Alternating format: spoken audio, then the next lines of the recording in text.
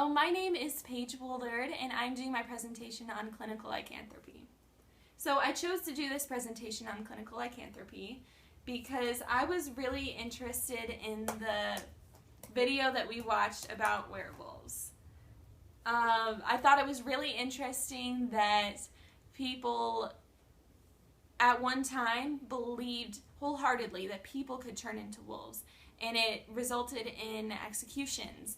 And then now it's more seen as a manifestation of mental disorders. So I thought it was really interesting to look at the differences between then and now. So first I decided to look into some ancient beliefs about lycanthropy. So back whenever it was a common belief, people thought that werewolves either turned themselves into wolves because they wanted power or protection, and so they used supernatural forces like potions or magic to turn themselves into wolves. Another reason that people believed that others were werewolves is that somebody may have decided to turn another person into a wolf for whatever reason, revenge or anything. So this would have been believed to be induced by magic or by the devil. So as you can imagine, there was a lot of fear surrounding werewolfism. So I kind of decided to look into clinical lycanthropy, which is the belief that you are able to metamorphosize into a wolf. And this is a little bit different than lycanthropy, like we were just talking about, where people believe that others really were turning into wolves. This is oftentimes seen as a manifestation of a mental disorder now.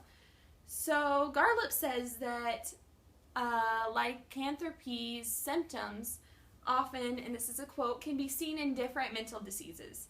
Most of the patients suffer from an affective disorder or from schizophrenia. Furthermore, the man-animal metamorphosis can be seen after the intake of psychotropic substances such as cannabinoids as well as alcohol abuse.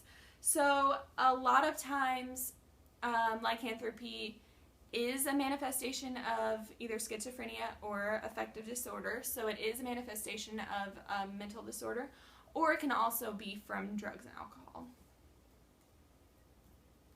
So then I kind of decided to look into lycanthropy across the world. So I was just kind of wondering, well, is this something that just happened in Europe, and was it like a concentrated scare, or is this something that's kind of something that manifests in humans just naturally sometimes? So what I found in this research is that it does happen across cultural lines, but it's not always strictly lycanthropy. Instead, it's a little bit wider. So some people might call this imitative monomania, which is the belief that you're able to transform into an animal. So in records since the classical and the Middle Ages, European people who believed that they could turn into animals often believed that they turned into dogs or wolves, which were the common threats of their area. And people in Asia and Africa often believed that they could turn into hyenas, sharks, tigers, or crocodiles, which were the primary threats for their area. So the common thread of this is that people believed that they could turn into feared predators that were common to their area. So I kind of wanted to look at, so why were there people, or are there people who think that they can turn into these threatening animals? So I looked into somatic sensations, which is, so people really had these hallucinations where they felt like they had these sensations where they were turning into wolves and other animals. So there's this quote: "A patient my colleagues and I described in a previous paper complained of increased hair growth on the arms, as visually perceived by him, not by us. A hardening of the jaws and facial musculature, nondescript changes within the oral cavity, and tiny wounds in the corners of the mouth, which he attributed to the presence of fangs." And that's from Blom.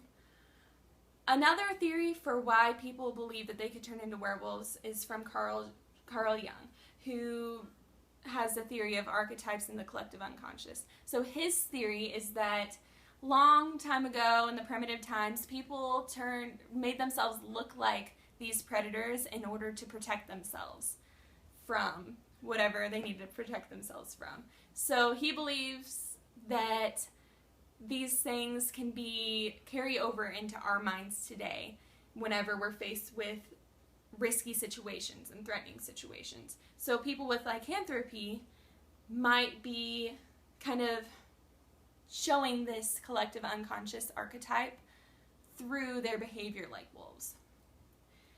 Sigmund Freud also has theories on why people may believe that they can turn into wolves, and one of those is that their id, and the id, ego, and superego complex is kind of overpowering. So Macmillan and Mosley say that lycanthropy is a means of expression of primitive id instincts that can be externalized by splitting mechanisms in an animalistic way, thereby avoiding feelings of guilt.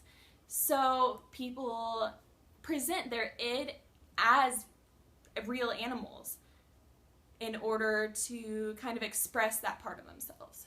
And Freud also believes that defense mechanisms are a way that people can cope with stressful situations. And this theory is often supported by modern psychologists in understanding lycanthropy. So regression is the primary way that people understand this. So whenever there's a stressful situation, people regress into their younger behaviors. So with this, they would revert back to their early childhood stage of development where they had their imagination and acted like animals, possibly. So overall, lycanthropy can be a result of many different situations. It's very likely that it is a result of a stressful situation that causes people to revert back to their younger days or cope with what's happening around them. Thank you so much.